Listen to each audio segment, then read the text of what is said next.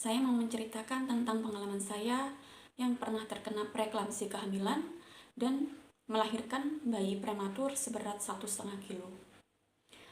Jadi saya menikah di tahun 2019, bulan November, dan saya terkena preeklamsi itu di kehamilan yang kedua. Yang pertama, saya pernah keguguran di tahun 2021. Itu saya ingat, saya hamil dan pernah keguguran di usia 5 minggu. Nah, terus yang kedua, saya hamil lagi itu di tahun 2022. Begitu tahu saya hamil, saya selalu cek rutin tiap bulan, USG tiap bulan di dokter spesialis kandungan. Nah, awal-awal itu waktu usia 11-12 minggu, saya diminta untuk tes lab di puskesmas. Pada saat itu, saya datang ke puskesmas untuk melakukan tes lab yang disarankan sama dokter spesialis saya. Nah, waktu itu saya prosedur pertama kali tes lab itu bertemu bidan dulu, bidan puskesmas itu. Habis itu saya diarahkan ke tes lab untuk mengambil sampel darah dan sampel air kencing. Nah, setelah menunggu beberapa saat, hasil tes itu muncul. Pas waktu dibacakan sama bidan, itu tidak ada tanda-tanda tes urin saya positif, dan semua hasilnya bagus dan negatif semua. Oke, dan hasil tes lab itu saya bawa ke dokter spesialis kandungan saya pada waktu saya kontrol rutin di rumah sakit. Nah, pada saat waktunya kontrol, saya bawa hasil tes lab itu. Nah, saya kasihkan ke dokter kandungan saya dan dibacakan hasilnya semua baik-baik saja, normal-normal saja. Alhamdulillah di situ saya lega karena di sampel darah saya negatif protein urin saya itu negatif.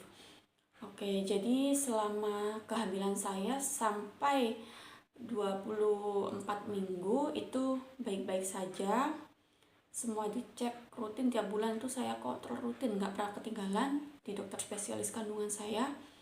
Nggak tahu kenapa pas waktu masuk usia kehamilan 28 minggu itu saya mulai ngerasa yang pertama itu seperti sesak nafas, benar-benar sesak nafas tiba-tiba aja. Jadi pagi-pagi pas waktu saya kerja baru pertama kali datang, itu saya mengalami sesak nafas yang benar-benar sesak banget, sampai saya tuh nggak bisa mau pingsan rasanya itu. Nah, pas waktu sesak nafas itu, sebelumnya saya tuh pergi ke kamar mandi, saya tuh mau pipis, tiba-tiba saya tuh ngerasa sesak nafas terus sama muntah-muntah. Nah, saya pikir itu masuk angin biasa. Habis itu saya panggil-panggil teman saya, nggak dengar. Nah, itu dari situ saya mau pingsan, itu keringat dingin rasanya, benar-benar nggak kuat. Jadi sesak nafas diiringi sama muntah-muntah. Nah, habis itu saya keluarlah dari kamar mandi. Akhirnya minta tolong teman saya, panggil teman saya. Nah, di situ teman saya menolong saya sampai mijitin bagian ini punggung saya, dipijit-pijit pelan-pelan. Itu akhirnya saya bisa lega. Nah, saya mengiranya itu saya tuh keracunan lagi. Jadi sebelumnya itu saya pernah keracunan makanan. Jadi saya salah makan. Saya lupa makan apa waktu itu. Nah, ini saya muntah-muntah itu saya pikir saya salah makan lagi. Ternyata tidak salah makan. Nah, ternyata bukan keracunan makanan. Jadi ini pentingnya kita membaca buku pink yang dikasih oleh bidan atau dokter kita yang waktu kita kontrol. Itu kan ada pertama kali kita tahu hamil itu kan pasti dikasih buku pink ya, buku KIA. Nah, itu waktu itu saya belum sempat membacanya tentang seputar kehamilan. Itu di situ tuh ada preeklamsi, ciri-cirinya gimana, itu ada semua di situ. Nah, saya tuh nggak ngeh kalau pas waktu itu, oh ternyata ini tanda-tandanya preeklamsi, saya kena preeklamsi.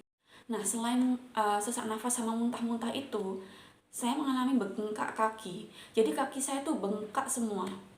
Nah,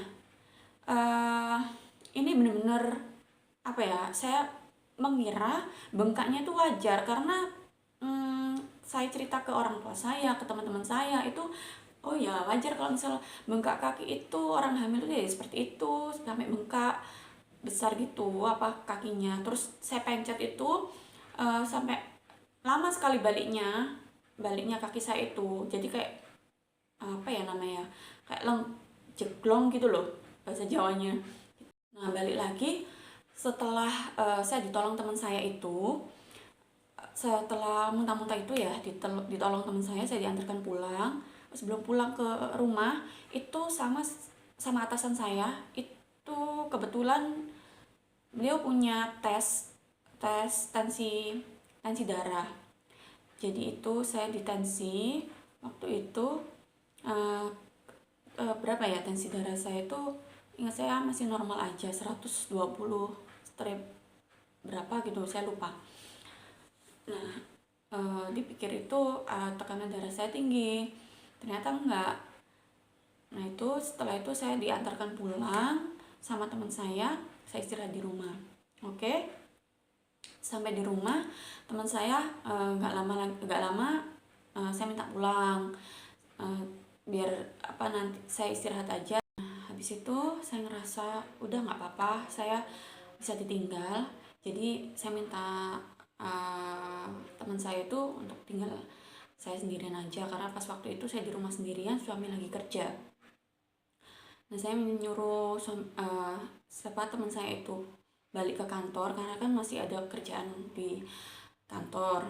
Jadi saya nggak enak kalau dia lama-lama di rumah saya. Setelah nggak lama dia pulang, dia balik ke kantor. Nah ini kambuh lagi, sesak saya tuh bener-bener kambuh lagi, nggak tahu kenapa, bener-bener sesak. Jadi saya tuh merasa seperti mau pingsan. Jadi saya sendirian ngerasa sesak nafas, bener-bener sesak sekali. Buat jalan aja sampai bungkuk, dan itu sampai aduh. Nah disitu saya cuman istighfar, astagfirullah, astagfirullah ya Allah, tolong lindungi saya ya Allah dan bayi saya cuman gitu aja ya. Sekarang saya sendirian, saya nggak mau teriak tangga itu ya, sungkan gitu. Jadi saya mengatasinya dengan benar-benar banyak sholawat, istighfar terus sampai akhirnya itu reda sendiri. Nah pas waktu suami saya pulang kerja itu, saya minta suami saya untuk membelikan degan hijau. Nah siapa tahu dari situ kan bisa reda ya, mungkin aja ada keracunan di dalam ini kandungan saya. Nah sambil nunggu suami saya tuh membelikan degan hijau itu tuh sesak nafas saya tuh kambuh lagi. Nah itu sampai 3 kali saya merasakan itu, benar-benar sesak nafas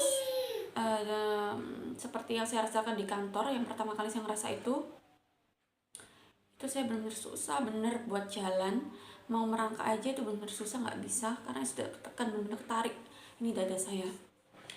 Suami saya telepon, saya cepat suruh pulang. Pokoknya saya nggak, benar-benar nggak kuat waktu itu.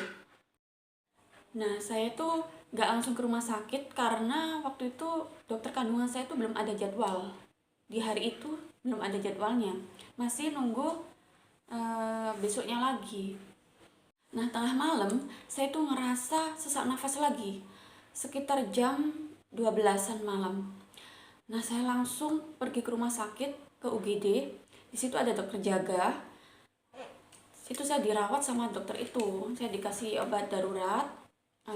Saya bilang ini keluhan saya gini-gini, akhirnya dikasih obat. Nah itu saya konsultasi sama dokter kandungan saya, waktu itu bisa dikontak dokter saya itu by WA. Nah itu katanya ya sudah minum itu dulu karena waktu itu belum terdeteksi saya itu kalau terkena preeklamsi. Oke itu jadi buat obat penanganan aja. Nah sebenarnya dokter kandungan saya itu yang di rumah sakit yang biasanya saya kontrol itu jadwalnya kan Senin sama Kamis ya. Nah waktu itu kejadiannya hari Selasa, terus saya malamnya, tengah malam itu kan ke UGD, besoknya baru saya ke rumah sakit yang dimana dokter saya itu melakukan praktek ke rumah sakit lainnya. Nah itu saya datangin rumah sakit itu saya periksa di sana. Saya pertama kali periksa di sana karena benar-benar saya ingin menemui dokter saya. Ini kenapa saya itu pas waktu bertemu dokter saya cerita semua atas kejadian saya yang alami yang kemarin-kemarin, nyeri sesak nafas, mual-mual, sampai muntah. Itu saya ceritakan semua. Terus di USG lah saya, ini kok ketubannya kok semakin habis ya, ini kok sedikit gitu. Nah dipikir saya tuh kurang minum, toh itu dibanyakin ya minumnya ya, kata dokter saya gitu. Nah waktu itu kan usia kehamilan saya 28 minggu. Nah saat dicek USG itu kok berat badan anak saya nggak imbang ya, nggak sesuai sama usia kehamilan saya. Nah waktu itu dicek berat badannya sekitar 1 kiloan. Harusnya kan lebih ya dari itu ya kalau usia 28 minggu. Itu akhirnya dokter meresepkan saya susu untuk menambah berat bayi. Terus saya disarankan untuk minum es krim, makan es krim, supaya bisa perbesar bayinya. Terus terutama saya dikasih resep susu, benar susu khusus menambah berat badan bayi. Nah cuman herannya juga berat badan saya tuh nambah terus sekitar sampai 65 kilo. Jadi sebelum saya hamil itu sekitar 50 kilo sampai 65 kilo, itu benar-benar drastis. Cuman berat badan anak saya tuh yang tidak nambah. Oke, saya jadi beli susu yang diresepkan sama dokter saya. Nah, saya minumlah susu itu yang diresepkan oleh dokter saya. Setiap hari saya konsumsi susu itu dengan harapan berat badan anak saya yang dalam kandungan saya ini nambah. Dan waktu itu selang masuk usia kehamilan 32 minggu ini saya mulai kontrol rutin ke dokter kandungan saya itu. Nah dalam perjalanan menuju ke rumah sakit, saya tuh merasa tiap kena polisi tidur atau lubang di jalan, itu kok rasanya di perut saya tuh kayak kegesek gitu loh. Jadi merasa sakit pas waktu kena polisi tidur itu, karena kan saya pakai sepeda motor tuh, karena dari rumah ke rumah sakit itu jaraknya lumayan deket.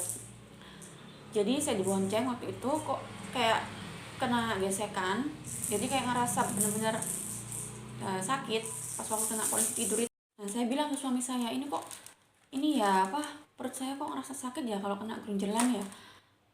Nanti kata suami saya tuh nanti dibilang aja ke dokter apa aja keluhannya gitu. Sampai rumah sakit ketemu dokter saya, itu awalnya kontrol rutin ya, jadi HPL saya itu masih lama, masih bulan depan. Nah saya tuh waktu itu niatnya kontrol rutin aja karena sudah waktunya dokter saya sudah menentukan jadwalnya tanggal segitu. Nah setelah tiba di rumah sakit, akhirnya saya bertemu dengan dokter saya dicek USG waktu itu. Ini ada perubahannya. Yang pertama, saya kan minum susu yang diresepkan dokter saya waktu itu ada kenaikan berat badan bayi saya yang dalam kandungan saya. Nah, perubahannya dari berat badan 1 kilo sampai ke 1450 waktu itu setelah saya konsumsi susu itu. Terus yang kedua, ketuban saya itu tetap sama yang saya periksa sebelumnya. Jadi semakin sedikit, sangat berkurang sekali. Nah terus dokter saya tuh tanya, mbaknya selama puasa ini puasa apa enggak ya? Soalnya kan berat badannya ya alhamdulillah ada kenaikan, cuman di usia yang kehamilan yang ini kok masih belum sesuai gitu loh beratnya bayi sama usia kehamilannya saya. Nah itu dokter waktu tanya saya puasa apa enggak ya, saya jawab enggak dok, karena saya ngerasa khawatir sama keadaan bayi saya dalam kandungan saya, jadi nanti saya lebih baik nggak puasa dulu, nanti saya ganti gitu. Terus dokter bilang, ini minumnya gimana mbak, kok tetap ya air ketubannya? Itu dipikir saya minumnya sedikit, padahal saya minumnya tuh banyak sekali. Nah ini pentingnya kita kontrol rutin ya. 1 bulan itu kalau semakin tua usia kehamilannya itu semakin sering kontrolnya, jadi 1 bulan tuh sampai 2 kali kontrolnya. Nah waktu itu kok dokternya bilang ini kok kayak ada yang aneh gitu loh. Jadi dokter itu waktu itu memutuskan, udah gini aja mbak, tes lab aja. langsung ke ini bagian ruang tes lab aja ya, nanti biar dites ini kenapa kok air ketubannya itu kok semakin sedikit gini, terus berat badannya bayinya ini kok tetap segini. Oke, saya mengikuti arahan dari dokter saya itu, akhirnya tes lab, saya nunggu hasilnya. Nah, dari situ malam ya, sekitar jam 10-an atau enggak setengah 11 gitu loh, keluarlah hasilnya. Dan dari situ hasil tes lab itu bener-bener bikin saya shock. Apa ya, jadi saya ngerasa bener nangis karena waktu itu saya dinyatakan, hasil tes lab saya tuh dinyatakan positif urin 3, artinya saya tuh mengalami preeklamsi kehamilan. Dan itu benar-benar tingkat levelnya itu sudah di gawat, benar-benar gawat. Nah, pas waktu sebelumnya itu ya, saya tuh ditensi kok ini tiba-tiba tensi darah saya tuh tinggi, naik jadi 160. Padahal di awal-awal kehamilan itu tensi saya tuh benar-benar aman, masih normal-normal aja karena saya nggak ada riwayat darah tinggi ya. Dokter bilang, Mbak ini nanti kalau lahir anaknya kecil alias prematur. Bismillah sehat ya Mbak ya. Ini demi kebaikan Mbaknya dengan bayinya. Jadi malam ini saya lakukan tindakan, langsung saya minta untuk Mbaknya cari ruang kamar yang kosong. Jadi saya dijadwalkan sama dokter saya untuk operasi sesar itu lusanya ya. Jadi malamnya itu kan saya diminta untuk cari ruangan yang kosong, kamar yang kosong, supaya saya dikasih tindakan. Jadi kalau misalkan ya ini sampai besok belum ada pemulihan, belum ada perubahan, ini langsung saya dijadwalkan untuk operasi.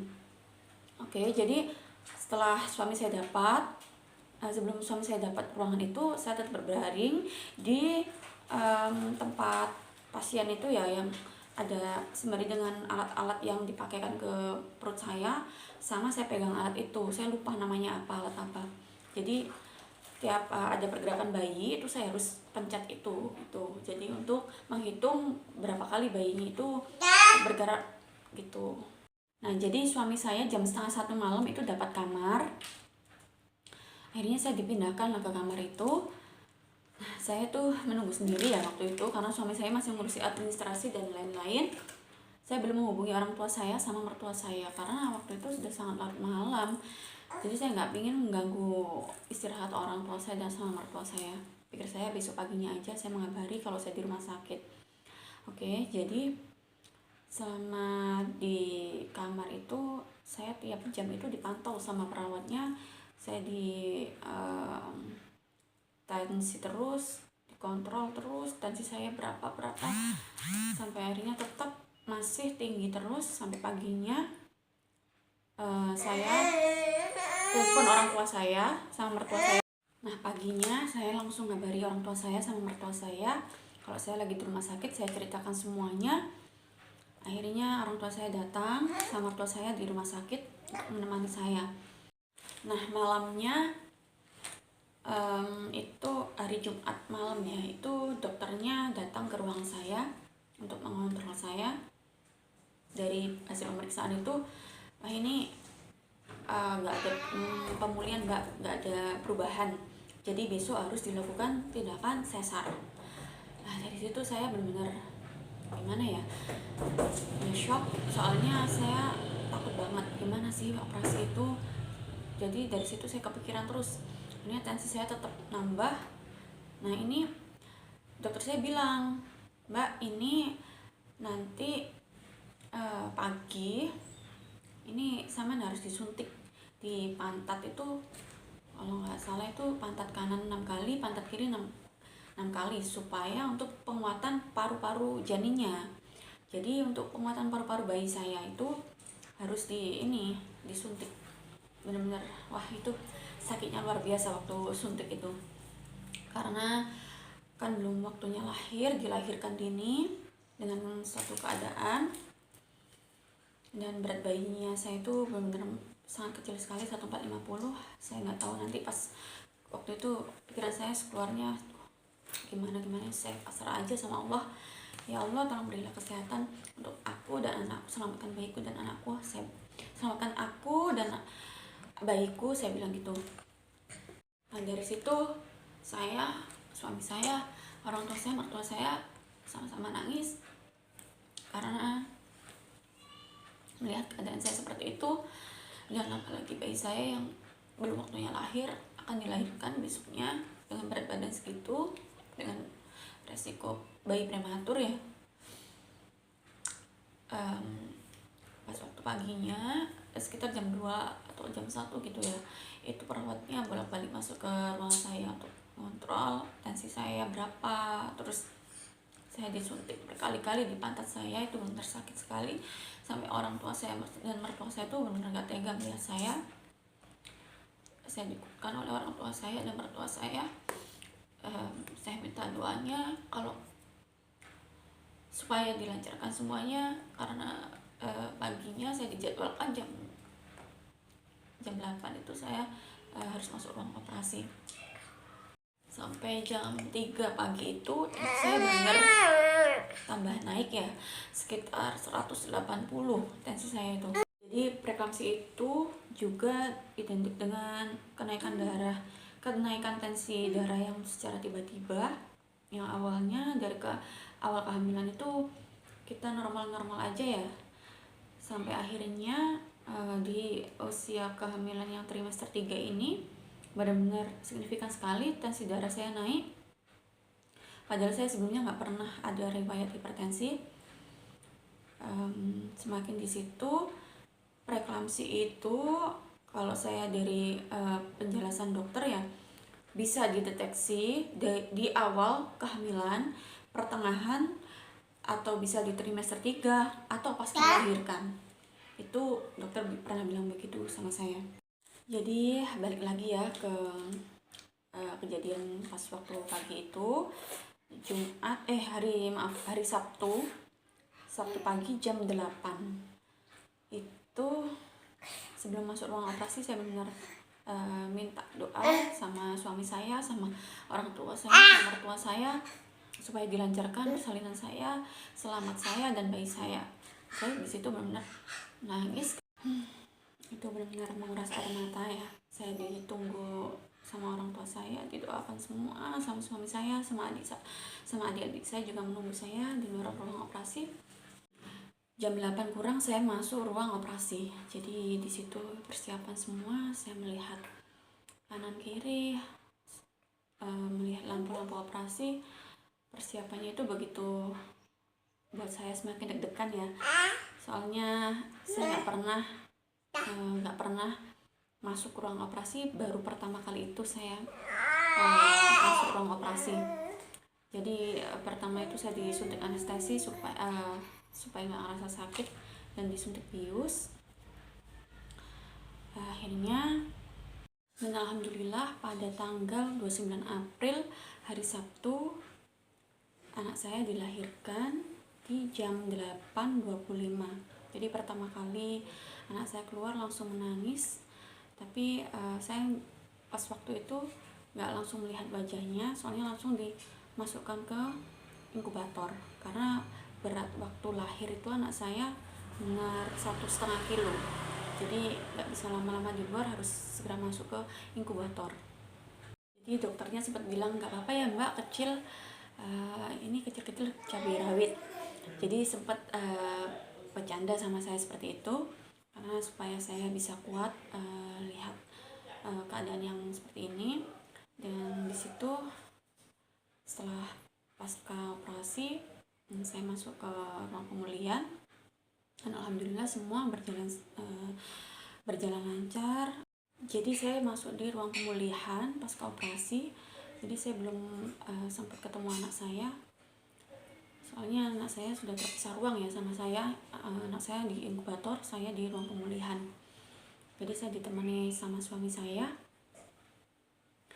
Nah waktu itu suami saya dipanggil sama susternya untuk segera mengazani anak saya itu. Jadi kondisi anak saya waktu itu di inkubator pakai pakaian itu kan badannya kecil ya, 1,5 kilo, jadi pakaiannya itu diselimuti sama plastik, dibungkus sama plastik. Terus anak saya tuh dikasih selang, semua selang, terus tangan-tangannya ini tuh saya nggak tega kalau melihat dari fotonya, itu kan difoto sama suami saya. Nah, keadaannya benar-benar bikin apa ya, nangis rasanya ya kalau ingat waktu itu anak saya dibungkus sama plastik, mungkin supaya hangat ya. Terus bajunya yang saya beli waktu itu juga kebesaran semua, karena bajunya kan layaknya seperti bayi yang dengan berat normal ya, dan anak saya masih berat 1,5 kilo, jadi baju itu bisa sampai dilipat-lipat berkali-kali gitu. Jadi kalau ingat itu saya benar-benar kuat rasanya. Jadi setelah itu saya kan dipindah ke ruang, setelah pemulihan saya dipindah ke ruangan saya kan, di kamar saya yang sebelumnya. Itu saya di situ reaksi dari operasi itu ya, saya masih kayak pusing, belum bisa jalan, jadi masih terbaring aja di tempat tidur saya sambil saya ya Allah berdoa, karena saya terpisah ruangan sama anak saya masih di ruang inkubator, masih di ruang steril ya, benar steril, nggak boleh dilihat langsung, harus dilihat dari luar gitu. Nah, begitu malamnya itu saya sama suami saya dikabari kalau anak saya tuh panasnya itu sampai 40 derajat, jadi harus benar ada penanganan khusus. Nah, di situ kan di salah satu rumah sakit itu nggak mengatasi, harus dirujuk ke rumah sakit yang lebih tinggi ya kelasnya ya, jadi harus di salah satu rumah sakit besar. Waktu itu saya belum dapat rumah sakit yang benar kosong, dan saya sama suami saya mencari rumah sakit yang kosong itu supaya untuk rujukan anak saya. Benar-benar sudah menghubungi rumah sakit tersebut, sudah menghubungi rumah sakit yang kosong, ada nggak ruang NICU ini yang masih kosong, karena di sini ada bayi prematur segini, berat segini, harus ditangani lebih lanjut gitu ya. Jadi telepon sana sini belum dapat rumah sakit yang kosong kamarnya gitu. Itu saya sama suami saya panik sekali, soalnya pas waktu itu keadaan anak saya sudah gimana, panasnya bayi sekecil itu ya, panasnya sudah sangat tinggi, harus segera ditangani lebih serius gitu. Jadi tengah malam baru dapat rumah sakit itu di salah satu rumah sakit besar di Surabaya. Itu baru alhamdulillah ya Allah, kita dapat rumah sakit yang bisa menangani anak saya secepatnya. Jadi paginya yaitu langsung anak saya dibawa ambulans, ditemani sama mertua saya. Jadi ibu saya itu yang menemani saya di rumah sakit, kalau mertua saya itu yang mengawal anak saya sampai ke rumah sakit rujukan itu sama suami saya. Dan alhamdulillah sudah sampai ke rumah sakit besar itu, anak saya langsung tangani, langsung masuk ke ruang NICU, dan di sana ada dokter spesialis anak yang menangani anak saya langsung. Alhamdulillah anak saya bisa terselamatkan, dan alhamdulillah suami saya mengabari saya, anak saya langsung tangani di sana dan sebaik-baiknya.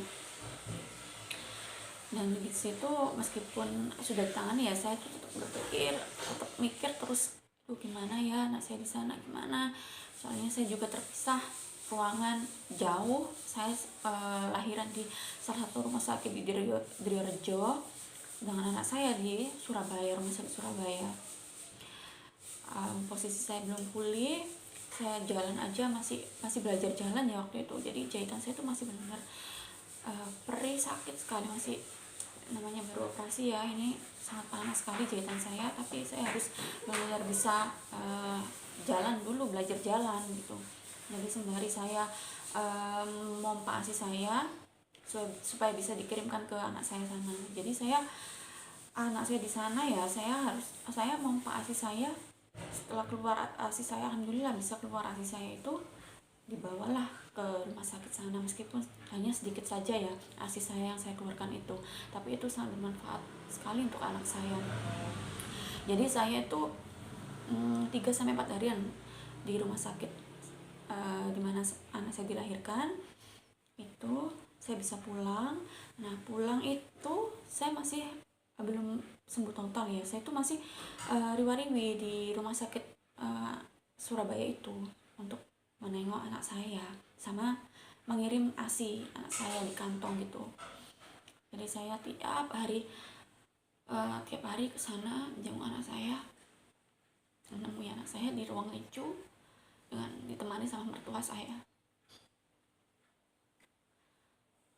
Nah ya rasanya terpisah, saya di rumah, anak saya di rumah sakit sendiri di ruang NICU, meskipun ada perawatnya dan bayi-bayi lainnya ya, cuman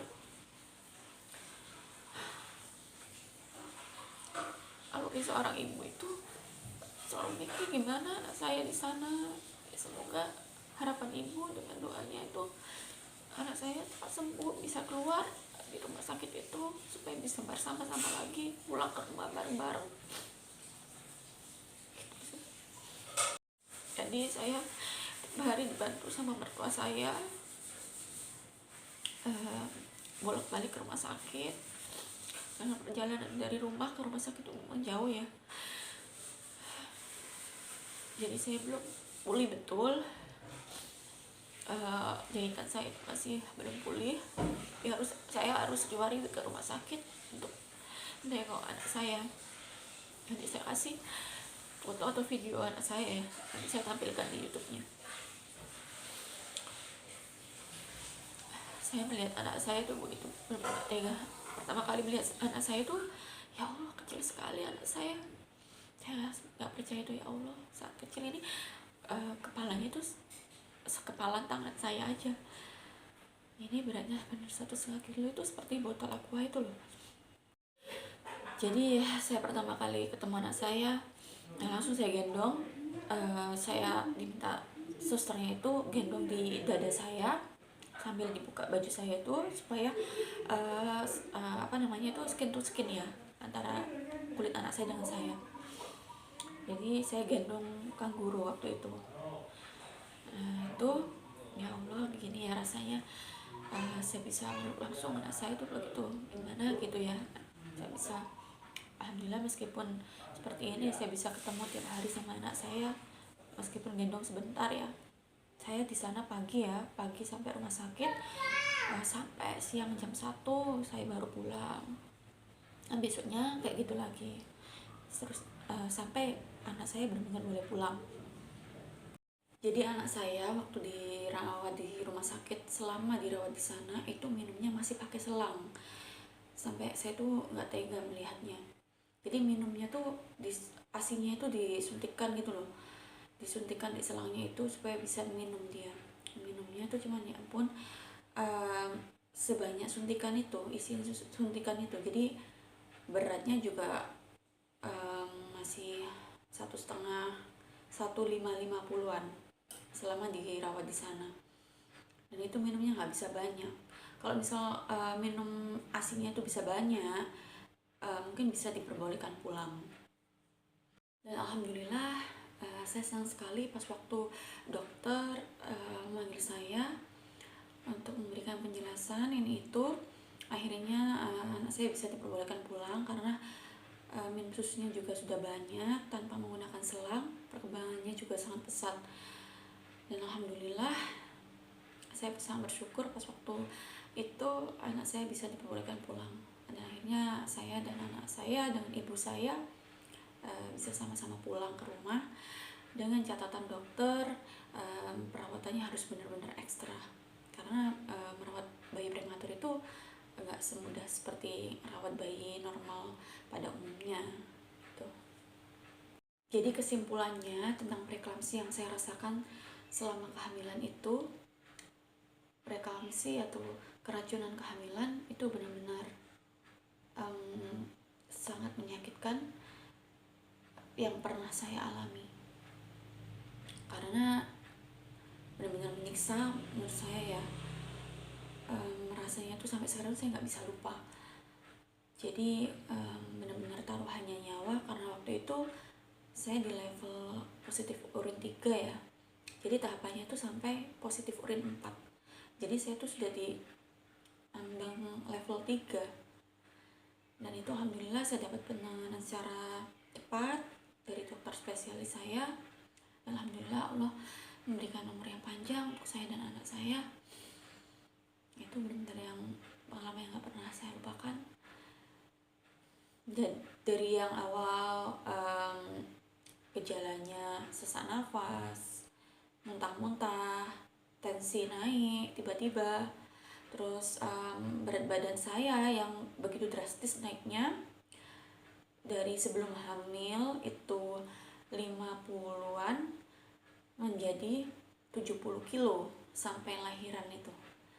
Dan anak saya stuck di BB 1,5 waktu itu, sampai lahir itu dia di BB 1,5 kilo.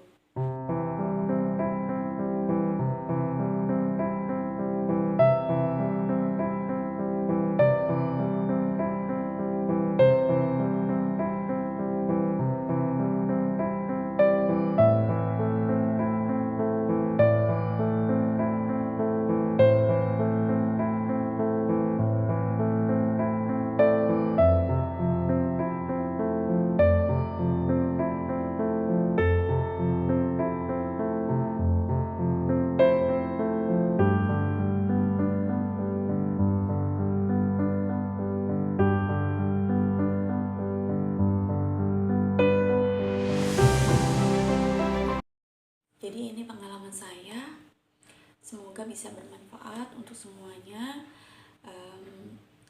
Berdasarkan pengalaman saya, mungkin di luar sana teman-teman atau bunda-bunda di sana pernah merasakan yang saya rasakan ini, atau tidak semua yang saya rasakan ini terjadi pada bunda-bunda. Saya berdoa semoga yang hamil tidak pernah merasakan preeklamsi seperti saya, karena benar-benar sangat menyakitkan. Semoga untuk bunda-bunda yang lagi hamil sekarang ini selalu diberi kesehatan, keselamatan untuk ibu dan bayinya, dan tidak terjadi hal-hal yang tidak diinginkan. Nah, semoga yang misal ada yang pernah merasakan seperti saya sekarang ini, semoga selalu kuat dan selalu ikhtiar dan berdoa terus sama Allah, dan semoga diberi kesembuhan. Amin ya robbal alamin. Dadah, terima kasih.